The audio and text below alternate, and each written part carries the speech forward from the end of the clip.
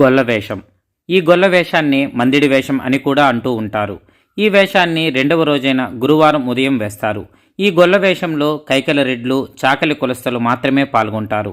ఈ వేషాన్ని పురప్రజలు ఎవరూ ఈ వేషాన్ని వెయ్యరు. గొల్ల వేషంలో ఆడవేషాన్ని కైకాల రెడ్లు, మగ వేషాన్ని చాకలి వారు వేస్తారు. వీరు యథాప్రకారం కర్ణాల వీధిలోని కైకిల వాళ్ళ ఇంటిలో గంగమ్మ, పోతురాజుల ప్రతిమల ముందు వేసుకుని వేషాలమ్మ గుడికి ప్రదక్షిణం చేసి ఆమెను దర్శించుకొని చాటు మండపం ముందుండే పోతురాజు శిలను ప్రదక్షిణ చేసి బేరి వీధిలోని బేరిశెట్టి ఇంటికి వచ్చి ప్రథమ పూజలు అందుకుంటారు. తర్వాత పురప్రజలు ఇంటికి వెళ్లి పూజలు అందుకుంటారు. గొల్ల వేషంలోని గంగమ్మ వేషధారి నెత్తిన మజ్జిగ బిందును పెట్టుకుని అడిగిన వారందరికీ మజ్జిగ పోసుకుంటూ వెళ్తారు.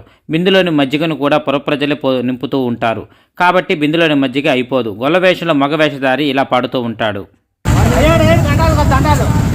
మాట ఎక్కువ పడుతుంది, తెలిసి ఒక మాట తెలియక మాట ఊరు కొంచెం రాస్తాం, చేతారు పని వస్తారు కానీ చల్తారు లేదు. అమ్మారు పని వచ్చి ఐగారు పని లేక ఐగారు పని వచ్చి అమ్మారు